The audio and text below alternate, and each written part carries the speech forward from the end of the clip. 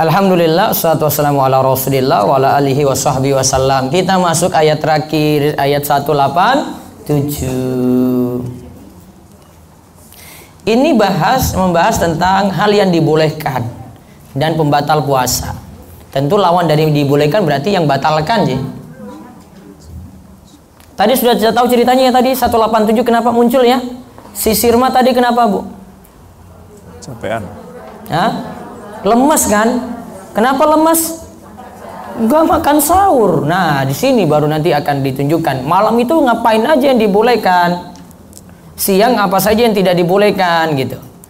Nah, kita lihat Allah berfirman, "Uhilla lakum lailatus siyami rafatsu ila nisaikum.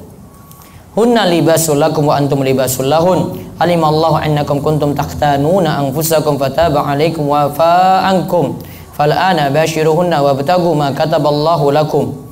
Wa kulu washrabu hatta yatabayyana lakum al-khaytul abyadu minal khaytil aswadi minal fajri. Summa atimu siyama ila lail wa la tubashiruhunna wa antum 'akifuna fil masajid. Tilka hududullah fala taqrabuha. Kadzalika yubayyinullahu ayatihi lin-nasi la'allahum yattaqun." Dihalalkan. Berarti apa? Dihalalkan artinya apa? Dibolehkan bagi kamu pada malam hari bulan puasa bercampur dengan istri-istri kamu. Mereka adalah pakaian bagimu dan kamu pun adalah pakaian bagi mereka. Allah mengetahui bahwasanya kamu tidak dapat menahan nafsumu. Karena itu Allah mengampuni dan memberi maaf kepadamu. Maka sekarang ya campurilah mereka dan ikutilah apa yang telah ditetapkan oleh Allah untukmu, dan makan dan minumlah hingga terang bagimu benang putih dari benang hitam, yaitu fajar. Kemudian sempurnakanlah puasa itu sampai datang malam. Tetapi janganlah kamu mencampuri mereka itu sedang kamu beriktikaf dalam masjid. Itulah larangan Allah, maka janganlah kamu mendekatinya. Demikianlah Allah menerangkan ayat-ayat Allah kepada manusia supaya mereka itu bertakwa. Nah, tadi kan ceritanya awalnya itu kan dilarang hubungan intim pada malam hari. Maka kemudian disebutkan, uhilla lakum, sekarang halal. Tadi Umar tadi kan masalah kan? Nah, dia diam-diam akhirnya, sekarang halal. Umar tidak khawatir lagi. Sahabat tidak kucing-kucingan lagi gitu, enggak. Karena sudah dihalalkan. Nah, kenapa jima dibolehkan? Unna libasul lakum wa antum libasul lahun. Mereka adalah pakaian bagimu dan kamu adalah pakaian bagi mereka. Maksudnya adalah suami istri itu satu dan lainnya saling membutuhkan. Maka seperti kebutuhan dalam berpakaian, ia bercampur dengannya dan memakainya, menutupi dan ditutupi. Istri itu menjaga suaminya dari syahwat yang jelek. Seperti halnya pakaian bisa melindungi dari panas dan dingin yang mengganggu. Gitu ibu-ibu. Pun paham tau Bu? Nah, pun paham. Nah, terus ada cerita Sirma tadi. Sirma yang tadi cerita yang di awal tadi Bu kita ceritakan. Itu tentang Sirma, diceritakan ulang. Tentang tahapan puasa tadi ya. Nah, terus ada yang diam-diam melanggar. Nah, sebelum malam itu dibolehkan seperti itu, diam-diam melanggar. Maka disebutkan, alimallahu annakum kuntum takhtanuna anfusakum. Allah mengetahui bahwasanya kamu tidak dapat menahan nafsumu, yaitu dari berhubungan tadi. Karena itu fataba alaikum, Allah mengampuni kamu, wa'afa ankum, dan memberi maaf kepadamu.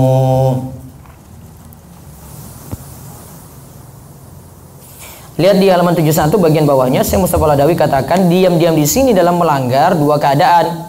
Pertama, menyetubuhi wanita pada malam hari padahal dilarang berjima di awal-awal dulu ya. Terus yang kedua, makan dan minumnya di waktu terlarang. Nah, dari sini coba kita lihat ada pembahasan lagi. Sekarang malam hari Ramadan boleh bercumbu mubasyarah, fal'an basyiruna wabtagu ma kataballahu lakum. Maka sekarang campurilah mereka dan ikutilah apa yang telah ditetapkan Allah untukmu. Ayat ini berisi perintah tetapi menunjukkan ibaha hukum boleh. Disuruh basyiruhunna, gawilah istri, bukan berarti malam hari jadi wajib. Karena ini kalimat perintah ini. Ya, ini kalimat perintah. Kaidah fikih itu katakan wajib. Tapi ini enggak. Ini maknanya bukan wajib, kembali ke hukum asal. Kaidah ilmu usul kayak gini. Yang jelas menurut para ulama usul, hukum asal perintah menunjukkan wajib selama tidak ada yang memalingkan keluar dari itu. Jika datang kalimat perintah setelah adanya larangan, kan sebelumnya dilarang, terus ada kata perintah kan, maka kalau pendapat yang paling tepat, kesimpulannya ada perkataan Ibnu Katsir sini. Pendapat ketiga, itu kalimat perintah tersebut dimaknakan dengan makna sebelum dilarang. Jika sebelum dilarang hukumnya mubah, berarti masalah hubungan intim tadi jadi boleh, bukan wajib. Jadi boleh, bukan wajib. Mudah-mudahan nggak diakali suami bu nanti. Suami tahu kayak gini, tuh kaidah fikih nih, makanya belajar. Oh, balas bu, ada sih di dalilnya bu. Nggak wajib, boleh. Terus raihlah ketetapan Allah. Apa maksudnya ketetapan Allah? Ya, wabtagu ma kataballahu lakum. Di sini pendapat pertama, halaman 74 bu. Raihlah anak dari hubungan intim tadi. Pendapat kedua, ikutilah keringanan untuk hubungan intim yang ada di malam bulan Ramadan. Yang ketiga, ya, carilah Lailatul Qadar. Artinya hubungan intimnya disuruh kurangi, carilah Lailatul Qadar. Yang keempat, ikutilah Al-Qur'an. Ada 4 tafsiran di sini. Berarti salah satu tafsirannya hubungan intim itu untuk dapat keturunan. Nah sekarang gimana hukumnya membatasi keturunan? Ikut apa bu? Ibu-ibu, KB boleh atau tidak? Urung tak jawab bu, ini urung.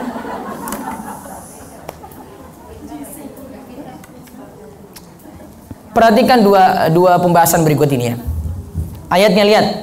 Al-An'am 151 dan Al-Isra ayat 31. Ayatnya hampir mirip. Wala taqtulu auladakum min imlak nahnu narzuqukum wa iyyahum. Dan janganlah kamu membunuh anak-anak kamu karena takut miskin. Kami akan memberi rizki kepadamu dan kepada mereka. Ayat Al-Isra 31. Wala taqtulu auladakum khasyata imlak nahnu narzuquhum wa iyyakum inna qatlahum kana khit'an kabira. Dan janganlah kamu membunuh anak-anakmu. Karena apa? Takut kemiskinan. Kamilah yang akan beri rizki kepada mereka dan juga kepadamu. Sesungguhnya membunuh mereka adalah suatu dosa yang besar. Kesimpulan dari dua ayat ini bu, kalau membatasi keturunan karena takut miskin berarti tidak boleh. Paham bu? Berarti kalau nggak mau punya anak lagi, takut nanti tidak bisa berizki, terlarang. Namun kalau tidak mau punya keturunan lagi karena ya sudah tua, resikonya besar, dokter sudah larang lagi nambah, ya. Anaknya? Anak banyak, ya bisa juga. Ya, ada alasan, bukan masalah takut pada rizki tadi. Nah itu baru dibolehkan. Jadi jika ada yang mengikuti program KB, lihat halaman 76, karena khawatir rizki sehingga ia membatasi kelahiran, itu suatu yang tercela. Paham ibu-ibu ya? Taib. Nah faedah ayat, dianjurkan niat hubungan intim adalah untuk mendapatkan keturunan, bukan hanya melampiaskan syahwat. Kemudian yang kedua, ayat ini menunjukkan dimakruhkannya azl, menumpahkan sperma di luar, dan terlarang membatasi kelahiran. Azl bu, azl itu hukumnya kalau di sini apa? Makruh. Terus yang ketiga, kita diajarkan untuk melakukan sebab, karena dalam ayat diperintahkan berjima supaya dapat keturunan. Kemudian yang keempat, hendaklah manusia tidak disibukkan dengan berbagai kesenangan dunia, sehingga mereka lalai dari pahala yang besar dengan ibadah pada bulan Ramadan dan sibuk melakukan ketaatan. Nah sekarang sampai terbit fajar. Tadi malam hari boleh hubungan intim, boleh makan minum, yang penting tidak sampai masuk fajar subuh. Karena Allah katakan Al-Baqarah 187 ya. Makan dan minumlah hingga terang bagimu benang putih dari benang hitam, yaitu fajar, kemudian sempurnakanlah puasa itu sampai datang malam. Coba bu, dengar cerita hadis ini aja. Lihat. Ada cerita tentang ayat ini dari hadis halaman 78.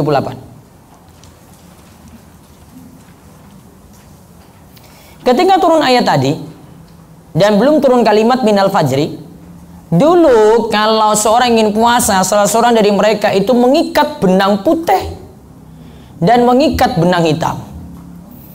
Terus mereka nunggu makannya itu sampai muncul benang putih di antara benang hitam. Ternyata kok benang putih kok nggak nongol-nongol. Lantas Allah turunkan ayat minal fajri. Yang dimaksud benang putih dari benang hitam itu terbitnya fajar subuh. Bu, ini wong Arab. Pahami ayat tekstual, itu pun salah. Iya kan Bu? Benang putih, benang hitam, dikeluarin Bu, benang putih, benang hitam. Dia di hadis berikutnya dari Adi bin Hatim itu dia taruh di bawah bantalnya Bu. Nggak nongol-nongol benang putihnya. Dia lanjut makan terus. Wong Arab paham bahasa Arab, salah paham Bu. Pelajarannya apa Bu? Kita bukan orang Arab. Apalagi lebih salah paham Bu kalau tidak belajar. Ya, kalau tidak belajar itu fatal banget tuh Bu.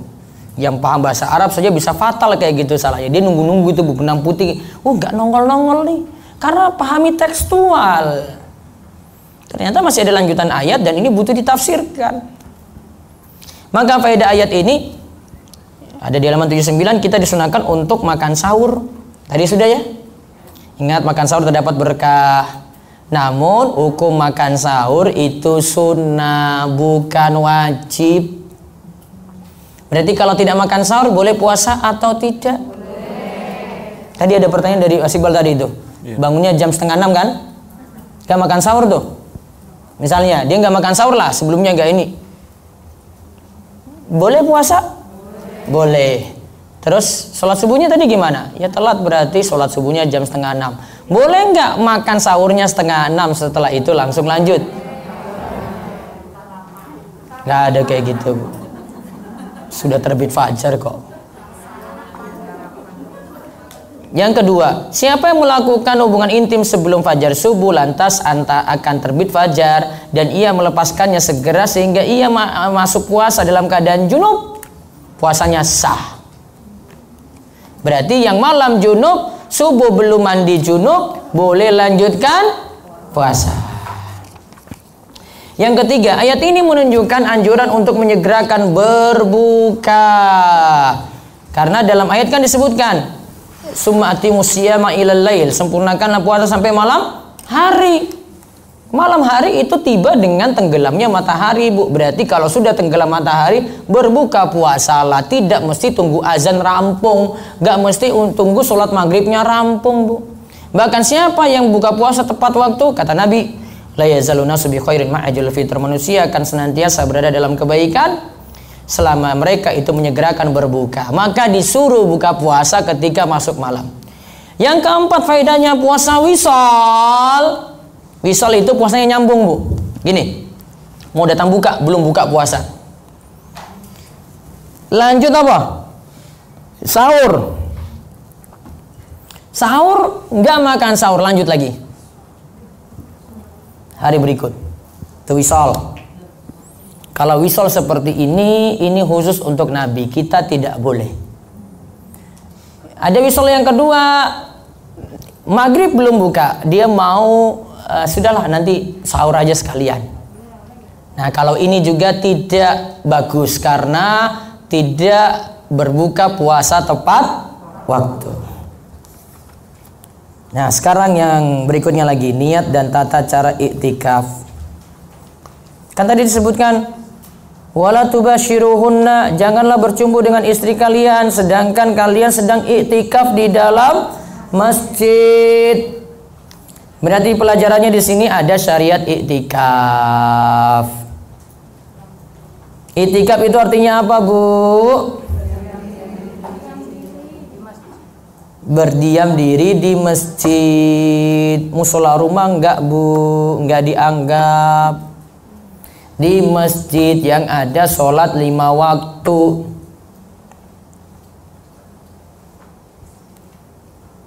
Dan di sini sekaligus menunjukkan boleh segala macam masjid. Gak mesti Masjidil Haram, Masjid Nabawi, Masjidil Aqsa, gak mesti. Walaupun 3 masjid itu 3 masjid utama.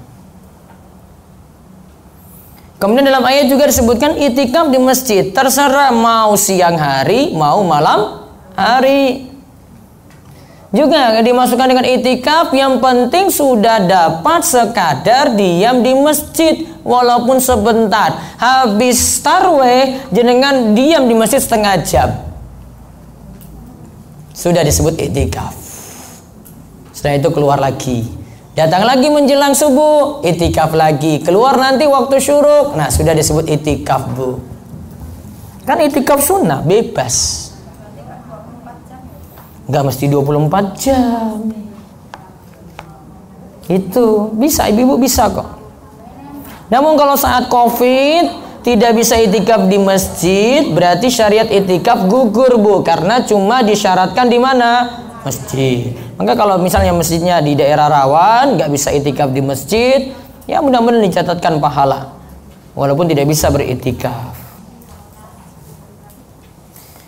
Nah, yang dilarang di sini mubasyarah. Mubasyarah secara bahasa itu artinya bersentuhan kulit dan kulit. Namun yang dimaksudkan di sini adalah jima, hubungan intim. Berarti orang yang itikaf tidak boleh jima, hubungan intim. Itikaf menjadi batal.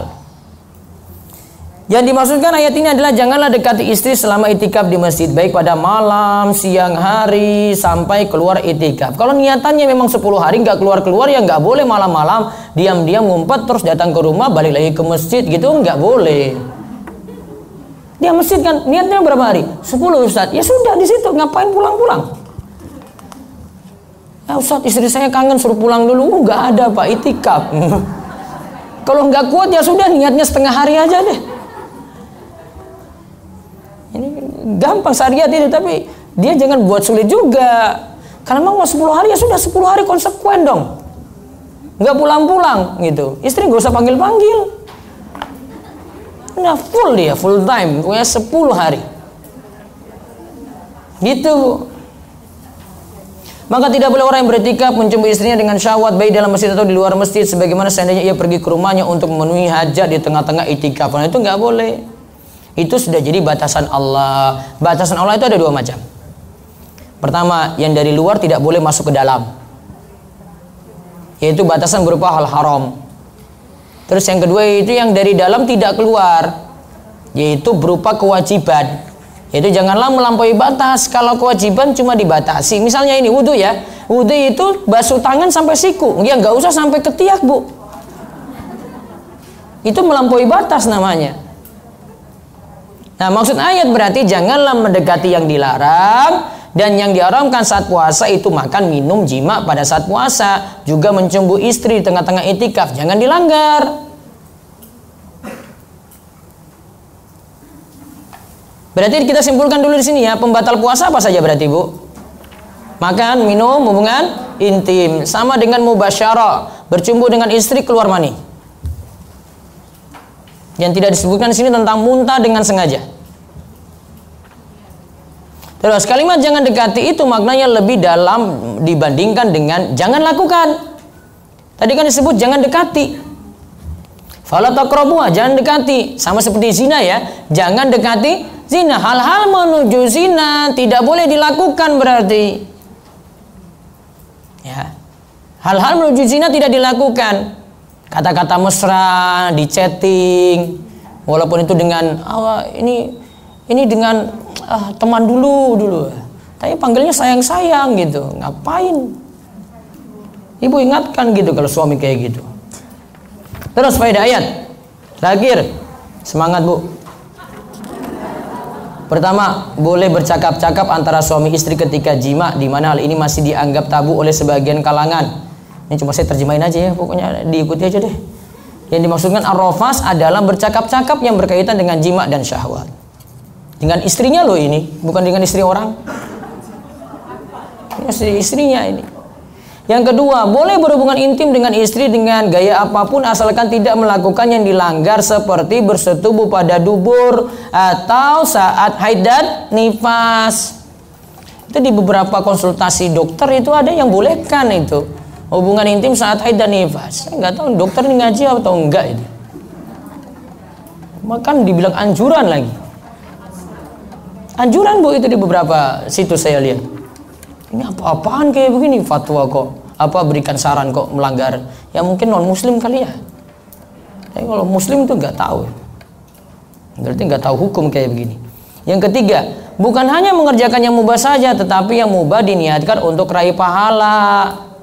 Maka kalau bukan intim ingin raih pahala, kalau untuk makan ya ingin raih pahala, tidur ya ingin raih pahala. Apa kalau tidur ingin raih pahala gimana Bu? Ya berdoa. Niatannya apa tidur tadi? Ingin bangun tahajud gitu. Tidurnya lebih awal. Terus yang keempat, siapa saja yang ragu terbitnya fajar subuh, masih boleh baginya makan dan minum hingga terbit fajar subuh. Karena dalam ayat disebutkan hatta yatabayyan, sampai jelas. Kalau belum jelas berarti masih boleh makan dan minum. Sekarang sudah terbantukan ya dengan hisab, dengan ada yang di jam ya. Terus kelima, disyariatkannya itikaf. Berbicara itikaf adalah dengan menetap di masjid untuk beribadah selama jangka waktu tertentu. Niatnya cukup dalam hati untuk maksud tersebut. Keenam, itikaf batal karena jima. Ketujuh, disunahkan puasa saat itikaf. Namun kalau tidak puasa tetap sah itikafnya. Misalnya kayak gini nih, ibu pulang asar sampai malam itikaf gitu, boleh. Yang penting diawali niat tanpa mesti berpuasa. Namun kalau dengan berpuasa lebih afdol. Kedelapan, Imam Malik bin Anas menyatakan bahwa tidak boleh orang beritikaf berjima dengan istrinya, tidak boleh menyentuh dan mencari kesenangan dengan istrinya, tidak boleh pula mencium istrinya selama itikaf. Karena itikaf itu bertujuan untuk mengagungkan Allah, memutuskan diri sementara dari berbagai kesenangan dan jiwa diperintahkan menahan diri darinya. Beralih kepada jima mengantarkan jiwa tersibukkan dengan berbagai kesenangan. Stop dulu sementara waktu, berarti di sini ada pelajaran Bu. Ada waktu kita disuruh fokus ibadah. Ibu tinggalkan dunia-dunia luar itu, fokus ibadah itu. Itu perintah itikaf maksudnya itu. Ya, tinggalkan kesibukan dunia, tinggalkan pekerjaan dulu. Sementara waktu saja, nggak lama-lama. Untuk itikaf saja. Itu hikmah itikaf di situ. Karena mungkin kan setahun kita sibuk dengan pekerjaan dunia, aktivitas dunia, nggak ada kesempatan itikaf, lakukan itikaf. Terakhir, ilmu adalah sebab untuk menggapai takwa. Dalam ayat puasa dianjurkan hukum pada manusia untuk mencapai derajat takwa. Ayat terakhir dibilang ada takwa nggak di situ? Iya kan? Ayat terakhir la'allahum yattaqun, agar mereka itu bertakwa. Awal ayat disebutkan bertakwa 183 tadi nje. Ayat 187 juga disebutkan bertakwa. Bertakwa ini dengan berilmu. Wallahu a'lam bissawab.